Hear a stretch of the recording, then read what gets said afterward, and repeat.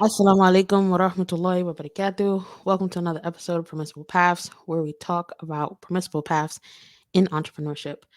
Um, I like for you to introduce yourself rather than me introduce you. So first, I'll start with though how I actually met you or kind of came across your content. I was on Instagram and I seen a post of you speaking about like a husband who's like a dom as well, and I was like, um, I don't understand. And I went to your Instagram and I ended up seeing more of your content and I was just like, subhanallah, like a sister who is speaking about something it's kind of taboo, even though Mm, it's not, but it's kind of like taboo. And I was actually very grateful. Um because I see myself in you when I see you. So it was very appreciative. And then I seen that you did like a getaway and I mhm. was like, wait a minute. There's a getaway. And so it was an immediate follow. And so may Allah just reward you for all the beneficial knowledge that you're spreading and Mhm. increase you in your success. I mean, uh, let's jump into it. Well, So, you, yeah, my name is Dr. Shaakira Abdullah. I also go by the Halal expert. I am a sexologist and a sexuality educator for the Muslim Ummah.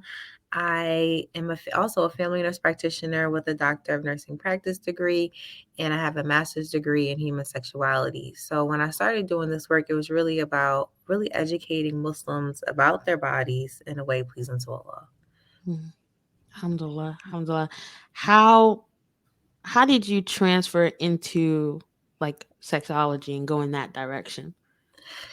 Well, when I became a doctor of nursing practice, actually, we had to do this big study at the end, and I had met this amazing sexologist who was also a nurse, and she was doing sex education in innovative places like barbershops and hair salons and churches. And I was like, oh my God, I'm gonna do one in the masjid.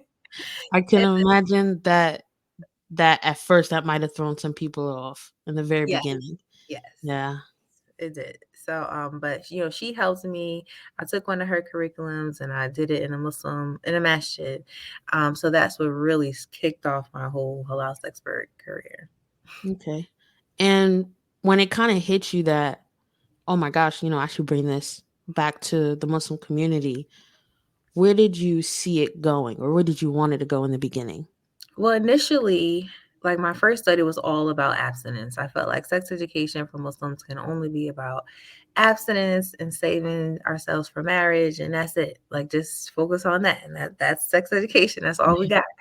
But then, when I wanted to do this further, because I realized, after I did that study and how much of a need there was for it, um, my mentor had said, "Oh, you need to go to school for human sexuality." And as I went to that school, it really opened my eyes to what sex education really is. Like sexuality is really broad. It's not just limited to intercourse. Mm, So I was like, wow, we have a lot that we could talk about then. So even basic things like how to make a ghusl properly and, the types of discharge that we have and what warrants a wudu versus a ghusl, like that's sex education. So it just like yeah. opened my eyes and was like, wow, we have a lot here and we need this. Yeah. Um, so yeah. Yeah.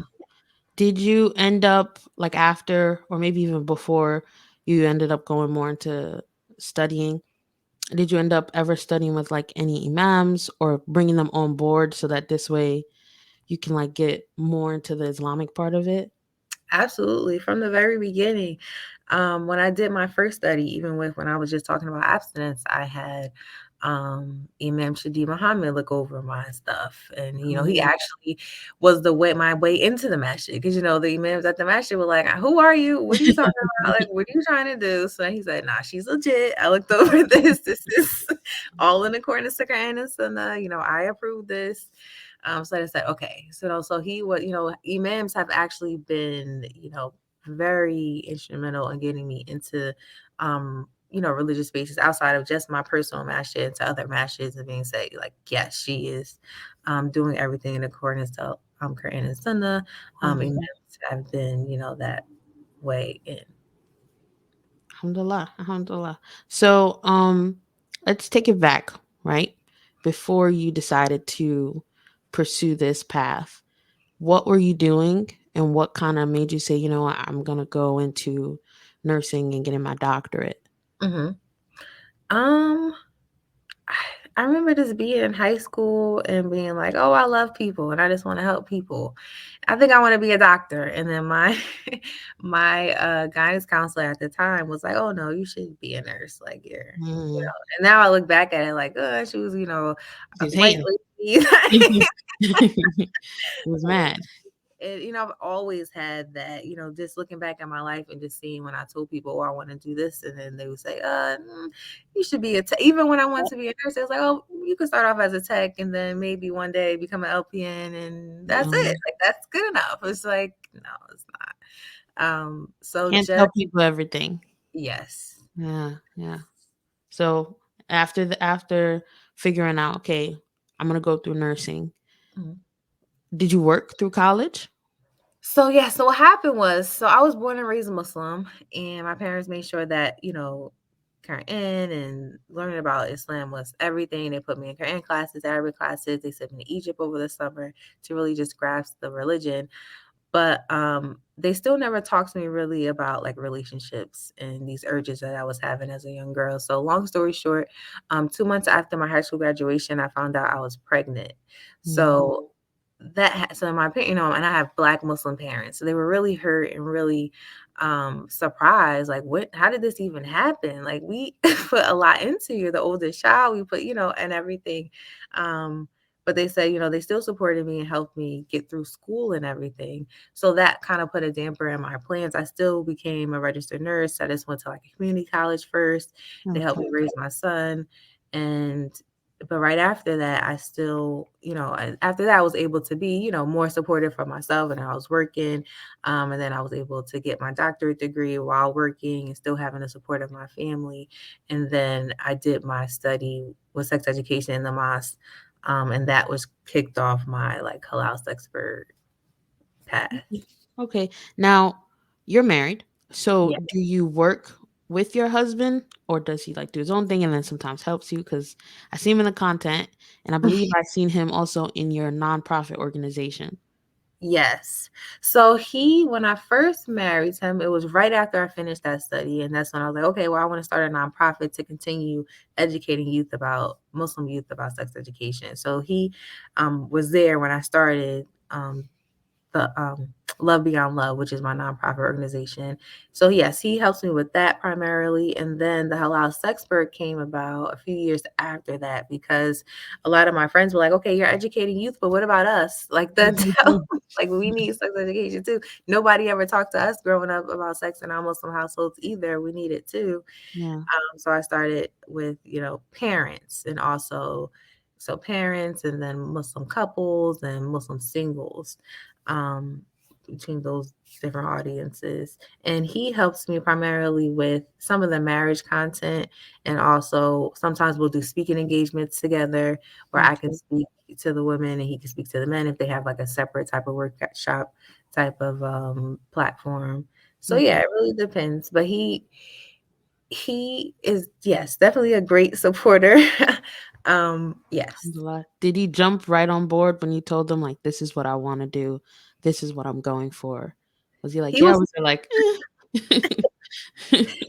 Well, with Love Beyond Love, which is all about educating the youth, he was like, "Yes, let's do this." But then when I had a dream, I had a dream about the halal expert, and I was just like, it just the name just came in my dream, and I checked on Instagram the next day, like, this is probably not available. I'm sure I saw this somewhere. Like, I don't know why this came in my dream, and it was available, and I was like, wow, so I guess that's me. And then he was like, well, what makes you the halal expert? What does that mean?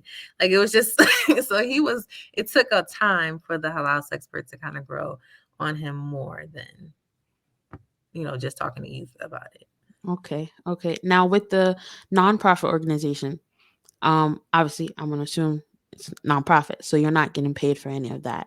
How Mhm. does it work to be able to go into these groups with the youth and speak to them? How does that work? So initially, I was pretty much sponsoring it myself, like putting on events at different places. COVID was right before COVID was our last event. We had an event in Philly, but after that, I kind of been trying. That's when the Halal Expert kind of kicked off more, and I've been meaning to go back to the nonprofit more and do more virtual things. But in the meantime, we have been getting invited to different masjids, different organizations who say, "Okay, we want to do a workshop for our youth," and that's when I will put my Love Beyond Love, my nonprofit hat on to do those youth workshops. Okay. Okay. Alhamdulillah. Um, do you accept donations there? Is it more like private? How does that work? So usually the masjid will give a donation to me and my Right. husband for speaking, for putting on an event.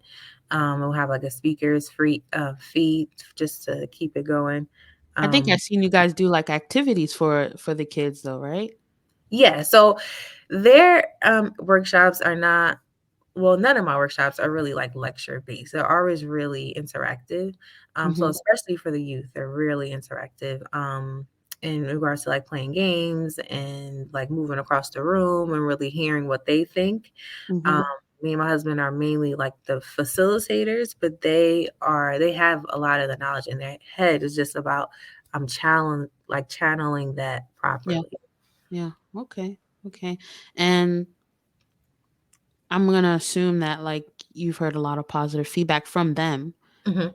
And so has it ever been a time that like they've kind of have you ever had any students that you've transitioned with that you started out with when they were maybe around 17, 18, and you're still like Mhm. kind of coaching them along? I do. Actually, I do. One of them is actually my makeup artist. She's Wow. she's getting ready to graduate college, and she's actually inshallah gonna get married soon. She has like a strong possible intended person who she's talking to. But yes, I've been with her from she's been with me from the beginning. Yes. You find them like randomly texting you, just asking you questions all the time? Either that or they'll come to my events. I had one who came to a nonprofit workshop at a sisters conference, and then Mhm. she came to my retreat in Florida. So it was just like, full 360 um, journey. Yep. Alhamdulillah. So going into those retreats, where did those come from? Like what made you go, let's do a retreat? I just felt like, COVID was alhamdulillah starting to clear up. And Mhm. I said, I really want to create an escape because my workshops, I was doing virtual workshops, and it felt like it wasn't enough. Yeah. And, whenever I set a time, okay, it was just an hour workshop, it was always a large amount of the class staying behind to ask questions or to ask me different things or different situations. And people were so attentive. Like they usually, people, you log off. They were like staying on. I was like, okay, y'all, I gotta go. Like 2 hours now. So I said, I really wish I could just take women on an escape. As Muslim women, we wear so many different hats, whether we're moms or wives, or even if we're single or working and different things, we're just so busy. So I really wanted to create an escape for them on these retreats where we can really focus on becoming our best spiritual and sexual selves in, this space for a couple of days. Okay. So can you walk me through from, hey, I want to do a retreat to it's already booked and I'm doing tickets now? How's that process work? Okay. So first I had to decide where I wanted to do it. So I actually went on Instagram, and I think in my stories I said, should I do it in Atlanta? Should I do it in Philly? Should I do it in Florida? Like, where are you going to come? Hmm. So I didn't know if sisters were going to travel or if they wanted to do something more local, or like, where's my following? Where are the sisters who will come to this retreat? Hmm. Um, so then it came to actually find, so I had those three places in mind. Then I said, okay, so then I started looking at possible venues. So I went to like Airbnb, and then I found this, it was like a pricier Airbnb, like a mansion Airbnb, if that makes sense. I forgot the name of it. Um, 'Cause I could give it to you later. Um, and they had these, huge mansions, and you can book it for a week and then you reserve it. And then I was like, okay, well, how much is it to reserve? And then I found one that I fell in love with. I found one like, this is perfect. Would be perfect for my sisters. It's so like high class and luxury, and they have this pool and it's secluded. And if the sisters want to walk around uncovered, they can. So I loved that. Like I loved, not seeing the neighbors, not being able to see us, and just having this open space and beautiful. And I was like, this is it. This is it. So once I found the place, I said, okay, well, how much do I need to book it? Because, I haven't sold any tickets yet. So it's kind of like an in investment in the retreat before even anyone starts buying it, and you can't get that back. So it's like, okay, Yeah. this one and I think the house was really expensive. Now I look back at it. I did the first retreat. My first retreat was a big lesson for me because I didn't make any money at all. Like Wow, I spent subhanAllah. everything. So I learned a lot of lessons. It was great. It was amazing, but I definitely should have walked away with something. Um, Mm. so that's when I started doing retreats, more international retreats, because believe it or not, they're much more cost effective overseas than Wow. here. Yeah, the Okay. venues are way more, I don't want to say cheap, but I want to say like Cost affordable. effective. Yeah. Yeah, effective and affordable overseas than here. Okay. Okay. Can you shed some light into where the expenses were, especially in the first one versus going overseas? It was mainly in the house. The house was this huge mansion. It was $30,000 for the Mm. week. Wow. So that Subhanallah. was that was the main base. But again, as well, as women, me personally, we use our emotions. Like you're not Yep. looking at the logistics. It's like I want this house and I love this house. Like how much do I have to charge people to come to this house? Because Mhm. I was primarily looking at expenses like the house, and then we had an in-house chef, and then we had yoga instructors and dance instructors, and then we had my team who are making sure things go smoothly, and then we had to rent different things like a trailer and swag bags and all these different things. So we were factoring in all those things, but I forgot to pay myself. I forgot Wow. to say, okay, you're doing 6 long workshops, like you Mhm. deserve this much money. Like I didn't do that. Until Mm. the end. It was like, wait a minute, I'm doing all this work. Where's the money? He's like, and then I felt like they were spending a good amount and they got way more than they paid for. Yeah. Um, So they got a deal, the yeah. first group. The first retreat got to do. But again, and then I had a photographer there. So that was great because they were able to record a lot of content and to really get women excited about future retreats. Okay. So my first retreat, yeah, it was amazing. Everything went well, but it was just the money situation, like at the end. Okay. So now when you go into future retreats, are you using Airbnb? I think I've seen there's a site called like Halal Booking, Mhm. or I believe. So are you going that, or you just how are you going about finding sites now? Well, now, since we started this international type of retreats and getting an international following and women coming to these retreats, like so I had my first retreat in Florida. My second retreat was only 2 months after that in Spain because I had a Muslim woman. She's the CEO of a group called Modest Fitness Retreats. And Mm. she said, well, she lives in Spain. And she said, that's not fair. You're doing these retreats in the US. What about Yeah. Spain? And what about like you have a following here too, and we would love to come there Wow. too. And she actually organized the whole retreat for me. She was like, how Wow. much do you want to make? And I'm good, I just need you to help me with promoting it and show up and Wow. bring whatever, tools you're gonna Mashallah. bring. And I got you. So mashallah, that was beautiful. So I was able to make money there in Spain. So Alhamdulillah. that was great. And now we're doing one, inshallah, in Morocco in May. So she has been really instrumental. This has been her thing with international places and booking the places and that type of thing. But I'm actually going to branch off from her in the future, and and the different places that I'm looking at now is based off of the attendees at the retreat. So I have had attendees from all over the world, like Kenya and Australia, Indonesia, and the UK, all these places. Like, oh, you should do one here. You should do one here. And it's like, I'll do the footwork. Like, just tell me what I need to do. So then my team will look at different places and have them scope it out for us or give us a visual and FaceTime us. We're going to websites and kind of get a feel of a location before we book it. So just having access to Muslim women all over the world and then being open to, say, you should do it here because blah, blah, blah, blah, blah. And then we'll think about, we never thought about that place. Like that would be great. There's a lot of Muslims in the place and they would come to that place, the local people plus traveling there. Makes a big difference. Okay. So speaking of the people who are following you, how did you grow that following on social media and then kind of build that community now that where you are, people are like, hey, come here. How did you do that one? It just consistency, which I'm trying to get back to now.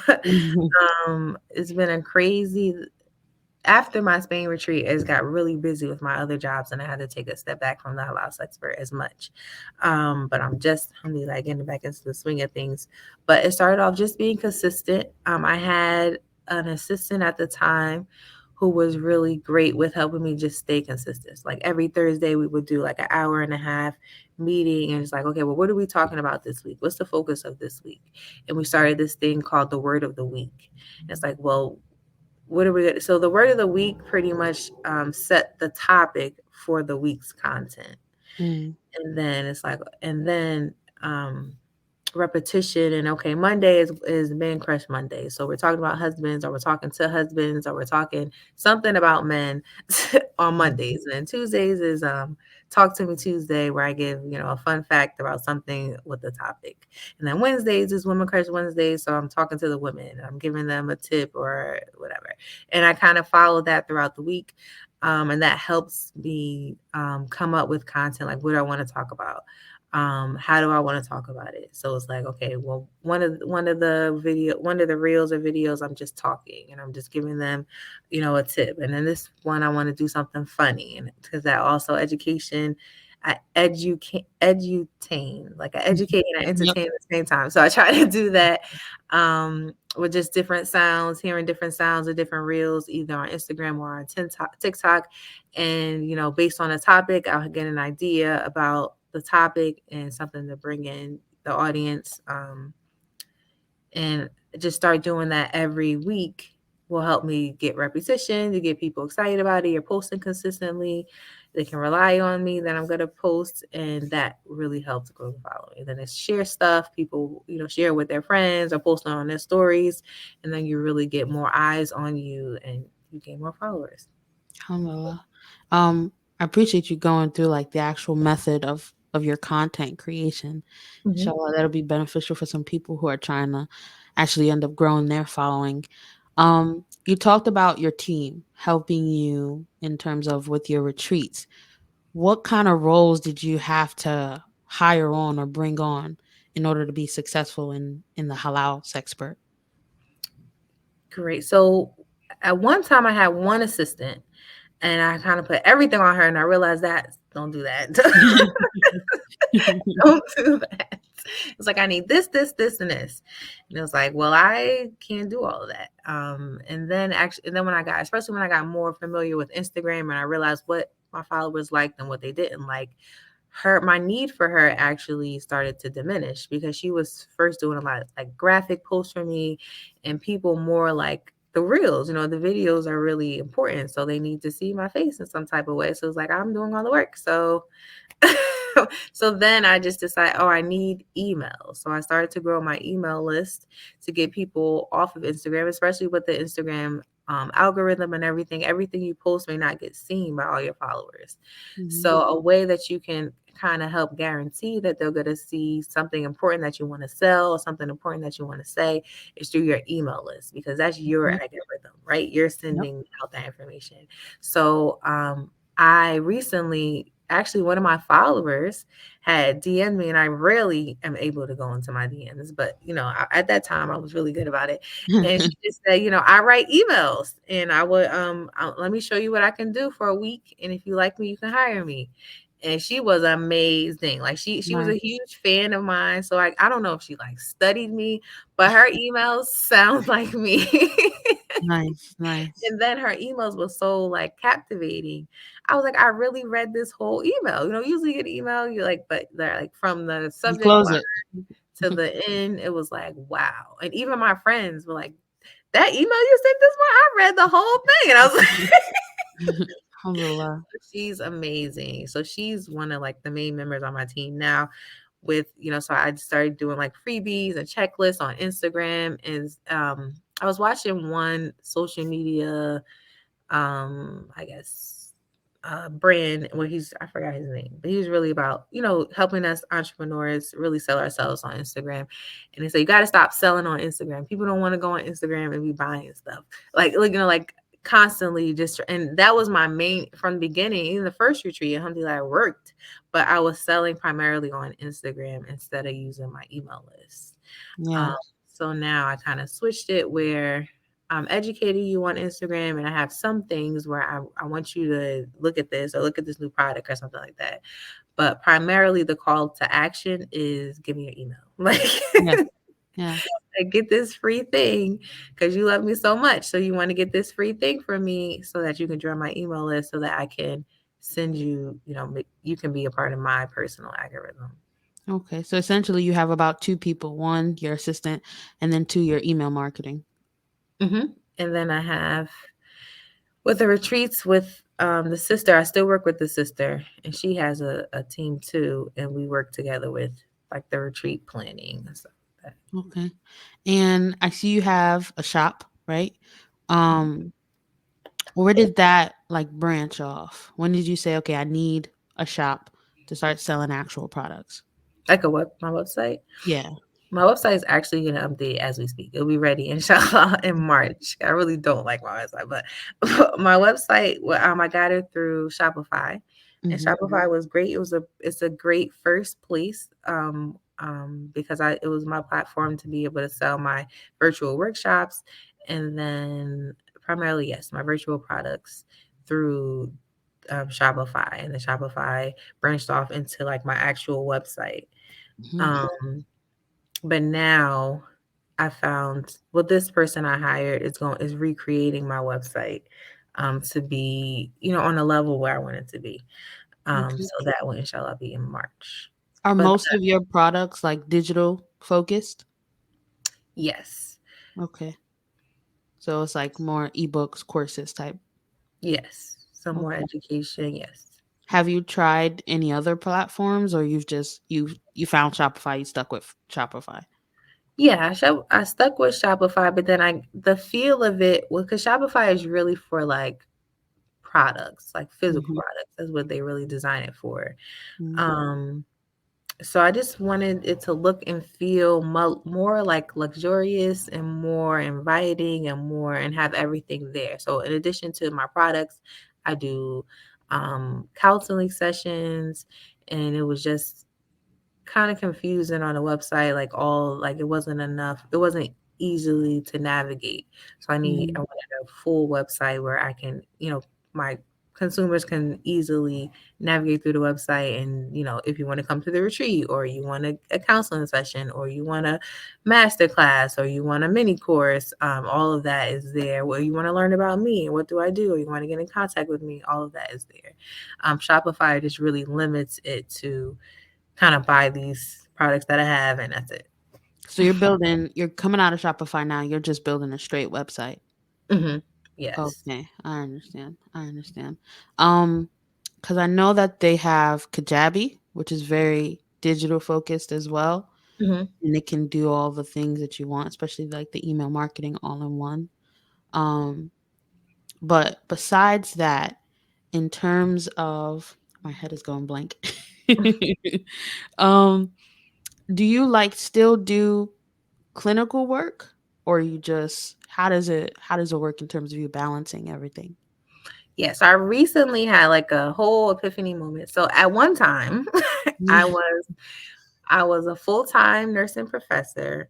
I Mhm. was doing a Halal expert for it's full-time, and then I was seeing patients part-time, like 1 or 2 days a week, um, Wow. as a family SubhanAllah. nurse practitioner. And then I went, and then fall semester, it was just crazy. Like I didn't like that I wasn't able to dedicate time to the Halal expert, and that's really what I'm passionate about.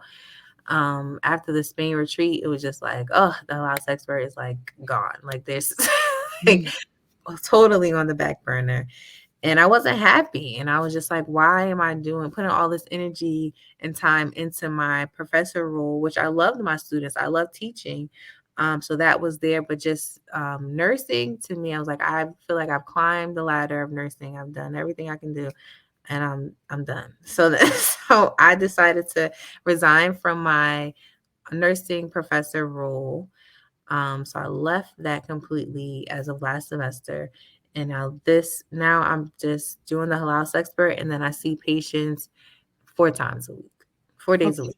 So you Yeah. still see patients, you make money that way, and then you also make through the means of the halal expert. Yes. Okay, okay. Mashallah. Um, does your patients funnel like into supporting the halal expert, or has the halal expert kind of gotten to a point that it kind of supports itself? Yeah, my patients pretty much still support the halal expert. Okay. I haven't gotten to a level where I would love to get to a level where I can just do the halal expert full time. Mm-hmm. Haven't gotten there yet. And Mm-hmm. where I can just see patients maybe once or twice a month, like that would be great. Or maybe once a week or something like that. Just to maintain myself clinically, and then I still love interacting with them as well. But yeah, if I could just do it once a week and just allow expert to kind of just support it itself, that would be awesome. But yeah, not there yet. So where do you want the halal expert to go? Like, what's the dream? The dream is to be internationally known as this educator for Muslim parents, singles, and couples. I want to be able to just give more access to more Muslims all over the world, and to really increase my mini courses on more sexuality topics. Yes. Okay. May Allah make it a means of success for you. I Um, mean, um, for marketing, besides the email marketing, what and the content marketing, is there any other specifics that you're getting into, or is those the two main marketing types that you're doing? Those are the two main. I mean, a few years ago, I got this sticker on the back of my car, and it has like the Instagram sign, and it has my handle on it. And Mm-hmm. I didn't think it was doing anything, but people all the time send me a DM and take a picture and say, "Oh my God, thank you so much for putting this on your car." Wow. Because Subhanallah. I found you. And then, with one of my patients' jobs, I go to patients' homes. So Mm-hmm. I'm traveling all the time. Like I'm always all over, Jersey, all over Delaware, like in wherever. And it was like, oh, I saw you on 95, and took, I took this picture, and thank you so much. I love your content. I love your page. It's like, wow. So that's another one. I'm sure, because in a way, you kind of already, with the name, the halal expert, you've Mhm. already captivated attention. So Yeah. people see it and they're like, what's that? So that was the name was great already to Mhm. really draw people in. Um, so with the email marketing, now I know you said that you hired someone on. Is there ever a time that you felt you had to personally kind of learn how to do it? Or did you straight go to just outsourcing because you understood it's better if somebody else does it? It took time to learn that too. I was just too overwhelmed. Yeah. Um, but I also have children. I have a spouse who, he's always like, okay, what do you like? What about dinner? What about the house? The house is Yeah. a mess, and you're making a reel. It's like, okay, you gotta you gotta put us before them. So I just realized I can't do it all. And Mhm. so I really decided to start outsourcing and see, well, what do I really need? And really sitting with myself, like, what do I really need? Do I really need a social media person, or have I learned to do that well on my own, and I can do that, and I can just have someone else do like my emails, and what else do I need? So really just identifying what I really need instead of just thinking that, oh, this sounds cool, and or just really being sure, like, what do I really need to pay for it right now? Okay. Can you speak more to the person who may not understand the real benefits of outsourcing, especially when you are a wife, a mother, you're working, you're trying to start a business. Sometimes we don't understand how important and valuable our time actually is. Hmm. Yeah, if number one is your own self-care, like you can't be the best version of you if you're not taking care of yourself. Yeah. I realized, I was lacking in like ideas and my creativity, and I am the halal expert, so I have to also stay up to date and reading and doing my, taking my own classes and making sure that I can, educate the community as best as I can. So I can't do that if I'm writing an email or I'm trying to build a website and I'm doing Mhm. this. So it's like, well, what do I have to do? What do I need to focus on? And what can I delegate? Like, what would be best for me right now to be able to delegate? And even if I do have to pay for it, is it, worth it? Like, how is it going to support my business? Okay. Alhamdulillah. Um, you mentioned a part of going back into you self learning and continuing to learn. Hmm. So I know sometimes we don't really understand investing in ourselves. Um, and then for like self care, we'll do like some beauty routines and things like that. But in terms of knowledge, we might not be caring for ourselves in that way. Hmm. How do you go about investing back in yourself? A few things. So I didn't mention, I'm also a PhD student. So I'm in, alhamdulillah, I just started my dissertation Mhm. process. So I'm in, inshallah, I'm planning to graduate, not this May, but May 2024, inshallah. So that's a Inshallah. lot of back and forth as well. But that requires me to stay up to date with research and articles and all of that. And then I also joined professional organization with other sexuality educators. And some things that they're talking about, things that they're learning about, don't go coincide with what I do. But I Mhm. take the good and I leave the bad, or things that I don't need. But it really opens the door to different aspects of sexuality. And it's like, well, what's the Muslim part of this? Like, what is the Islamic piece of this? And then I'll do my digging with hadiths and Quran, and consulting with different imams and scholars about this specific topic. Um, Mm. yeah. Okay. Okay. And in terms of networking, because you'll have to go into those meetings and speak to those people, do you find yourself doing it with the Muslim community too? Because I know you seem to do it kind of digitally with the Mhm, woman who reached out to you and she's like, I can mhm, help you with the retreats. mhm. Have you ever seen or have you ever been to an actual in person event space for a Muslim community? I was going to go to one, but I remember they canceled it for some reason. I was excited about it. It was a Muslim sister who was doing it for like Muslim-owned businesses, Muslim women-owned businesses, and that was going to be my first one. Um, but usually, what happens is any type of Islamic event, Um, I could be speaking at the event, or I could be just attending the event.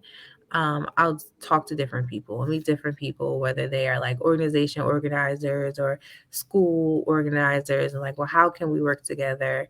Because sexuality is a part of like our human existence. So everybody, no matter where you are, there's something I can do. So just helping them see that, and then sometimes, they may be a little standoffish because they don't understand. Like, I don't know how this fits into the religion. Like, no, like sex is just so taboo. Like that, sex is Ah, this dirty thing. There's no place for that in Islam. It's like, well, how did you get here, person? Like, how did you? How did Allah created sex in the first place, and it didn't have to be this pleasurable thing. So, Mhm. sex within itself should be a means for us to, reflect on Allah's greatness and get closer to Allah. Um, from that. So helping them make those connections and helping them be just identifying different hadiths that are out there, different hadiths, like authentic hadiths, and showing them the proof and just educating them, because a lot of times they just don't know. Yeah. Um, to help them see, okay, this belongs. Okay. Like, Mm. you could I be. I love that perspective of intimacy. If it wasn't meant to be pleasurable, it wouldn't have been. Mm-hmm. If it was something that was it's just made for procreation, Mm-hmm. then Mm-hmm. it would have been Allah doesn't create something except that it's perfection. So it Mm-hmm. wouldn't have been something that both men and women can enjoy. Mm-hmm. So I love that. I love that you said Mm-hmm. that. So can you say what are the next steps for the halal sexpert? I know you said you got a retreat coming in Morocco. Yeah. So my goal is to have at least one retreat every year. And I think I'm going to try, inshallah, to have Mhm, maybe either one or two per year. But the next one that I want to have, so the one in Morocco is for women only, but I do want to have one for married couples, like mhm, a marriage retreat. So like that would be the Reclaiming Us retreat. Different from like Reclaiming Me, but Reclaiming Us as a couple, because a lot of times I've had women say, I wish my husband were here. Like, I know he can't be here, but I wish that he could he had some type of retreat for him so we could work together. And he was getting this as much knowledge as I'm getting, and mhm. feeling great about myself, feeling great about our relationship. So that is where me and my husband will work together, to have this retreat for married couples, and like a getaway again, Okay. like a getting away from the kids, and get away from jobs and all the other responsibilities for a few days, just to work on you, just to work on your relationship with your spouse. And that's So in the works, or have you done one before? that's in the works. We went Okay. to Me and my husband. We really got the motivation. We went to a marriage retreat in Arizona by our organization, and it was great. It was beautiful. And I just wanted to have a more focus on intimacy and that type of and those aspects, and also of course communication, that type of thing. So that's in the works. That's potentially going to be like towards the end, like maybe like August of 2023, inshallah. So the Sure. retreats is one thing that the Halal Sector is working on, and also mini courses and master classes. So between those three, and then also counseling. So those four avenues, is our way of bringing in revenue and bringing in money, so that we can maintain and elevate as a business. I mean, may Allah make it successful for you and your husband. I mean, can you tell the people where to find you? Yes, so I am the Halal Expert on Instagram. So that's our primary our social media platform that we use. We are thinking about getting into like TikTok and other things, but I just haven't yet. But yeah. Okay. Um, and can you leave a message for, I want to touch on specifically couples Hmm. who are trying to kind of like you transition out of the 9 to 5, the work life, more into business, and they're still trying to keep their relationship together. Can Hmm. you give a word to them? Just I would keep, of course, number one is your relationship with Allah is your foundation for everything, but also your marriage is your foundation for your family. So always keep remembering that, because especially if they have children, or even if they're busy with other things like business and other family members, just remember to come back to your basic, come back to your foundation, and invest in it, to make sure that you prioritize it, prioritize communication, prioritize spending time together, prioritize just having a real conversation that doesn't involve like, oh, did you drop the kids off, or do you know we got to take such and such to the doctor? Like beyond that, it's like, how was your day? Like what is something that's challenging for you lately, or what is something that you're working on personally, or just really getting to know each other, and spending quality time. Okay. And I do believe you have some more, like if they want to see some more content from you, not only your Instagram, but your website, can they Yeah. still, I know it's up and coming, Mhm. it's updating, but Yes. are they still able to purchase Yes. information there? So the Okay. website is Halal Sexpert, so it's without the. So it's just Okay. halalsexpert.com. Okay. The site is still working. It's going to work until we updated, so it still's working, and then we're just working on it behind the scenes, and inshallah by March it'll be beautiful. So you'll be definitely something to look at. And your nonprofit organization, where can they find that information? So that website is lovebeyondlove.com.